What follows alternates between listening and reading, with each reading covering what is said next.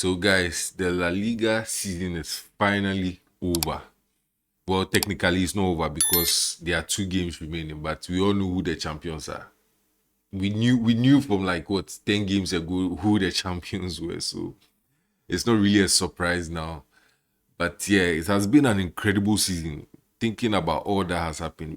Listen, regardless of the Champions League, this is Hansi Flick's first season in charge of a team like Barcelona. He doesn't speak Spanish even. He's a German who doesn't even he has a translator and he has been able to do this with a team. So you should understand. I think this has been an incredible season. Very, very incredible season. Domestic treble, beating our main rivals back to back to back to like 4 times.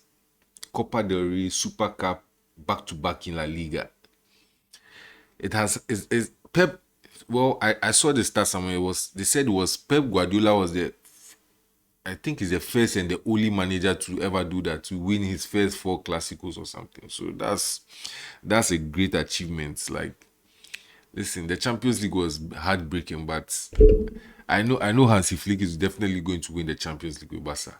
If it's not next season, in fact, it will be next season. I'm not even going to say next two. It will be next season. Next season, Barca is winning the Champions League. No 2 ways about that. Anyway, so yeah, as I said, incredible season and stuff. But guys, let's talk about the competition in La Liga this season. Me personally, Barca has been good. Barca has been very good this season. But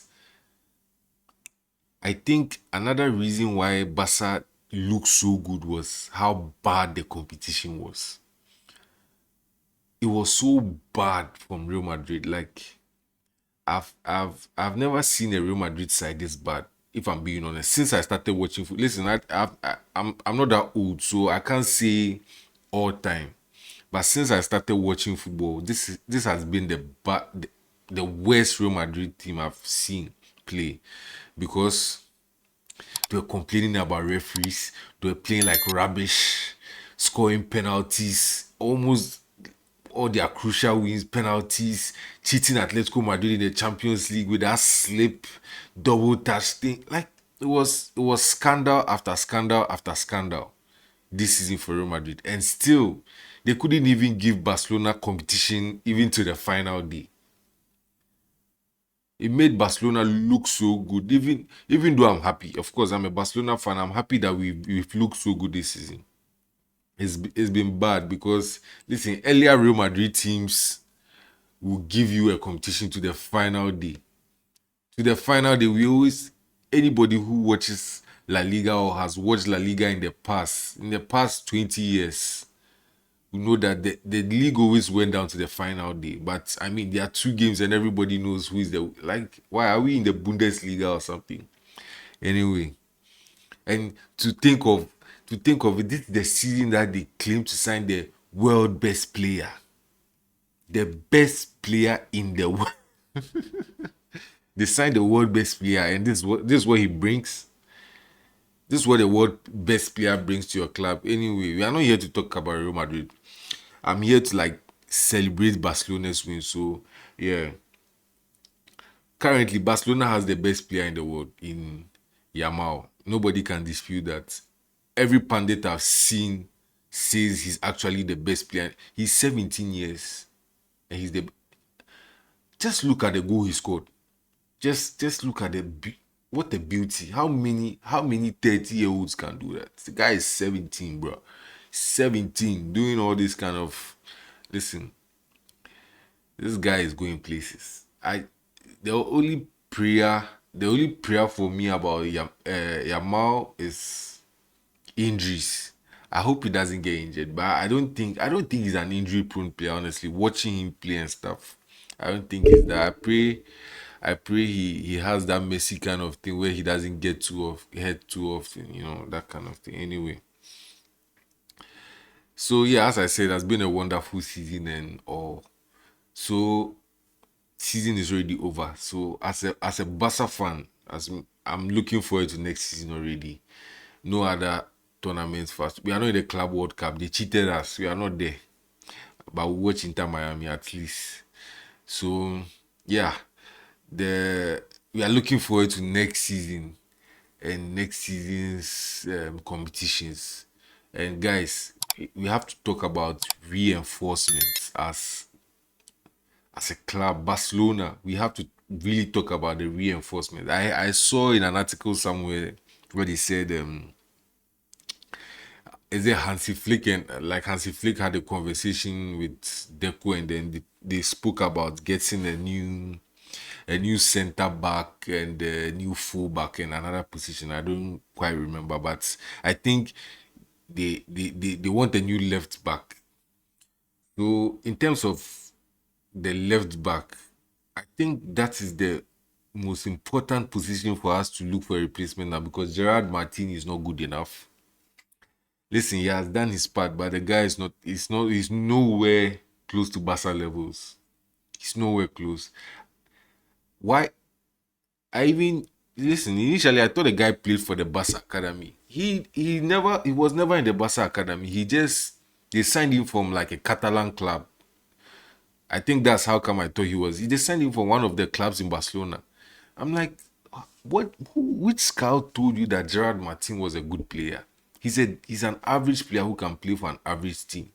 So I don't think it's Barca material. So we need a new left back who will be back up to Alejandro Balde.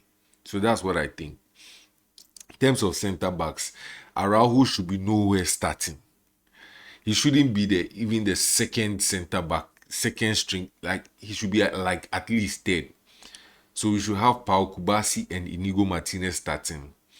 Then we can have Christiansen and whoever they want to sign, and then Araujo and someone else. Because listen, Ronaldo Araujo is washed. The guy is washed now. I'm not even going to lie. I'm a Barca fan, and I watch our match. I watch every Barca match this season, including Copa del Rey, and the guy is washed.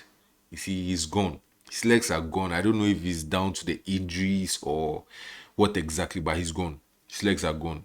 So he's not going to cut it for Barca anymore. So Ronaldo Araujo, maybe he played for academy and stuff. We have too much respect. He's a second captain, whatever. He can sit on the bench and then yeah, he can sit on the bench. It's not bad. The bench is warm enough for him, so he can sit there.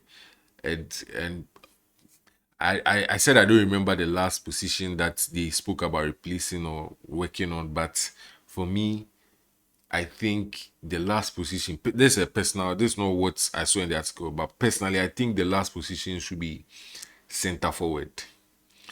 The center forward position. Listen, I've been saying this. Lewandowski is 36 years.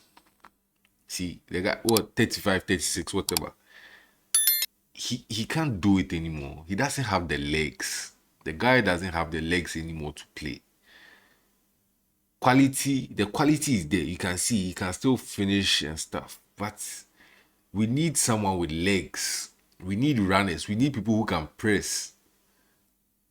So ideally, the player that came to mind for me personally was Julian Alvarez. Julian Alvarez would have been a perfect fit for, but I don't know if he's going. I don't think he's going to leave Atletico Madrid now after signing just recently.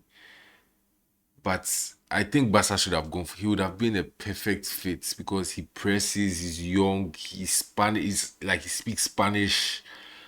He can. He's Argentine. Come on, this would have been a perfect fit for Barca. So I don't know. The 35, 36-year-old Lewandowski, I don't think we should enter next season with him. He can. Ferran Torres has done well this season, but Ferran Torres is not a guy to replace Lewandowski. He himself should be like coming from the bench and influencing the game type of player. He's not a starter. So yeah, as I said, Julian Alvarez would have been good for me. I don't know about any other striker. I think someone like Alexander Isak would be good too, but I don't think Barca will do that. Someone like Victor Gyökeres.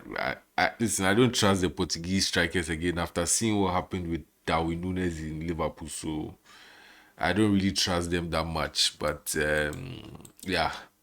So yeah.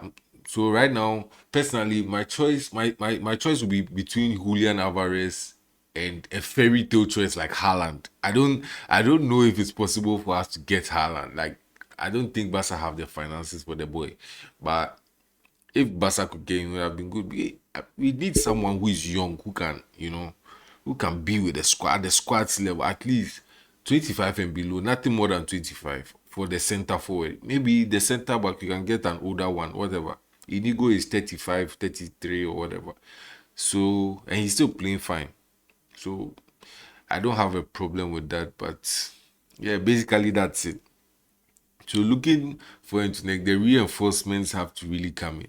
It really have, and that's what affected Barca in the Champions League against Inter Milan, because you could see that the players that were injured, Alejandro Balde, especially at that left side where Denzel Dumfries was, the guy was terrorizing Gerard Martin. He couldn't handle him.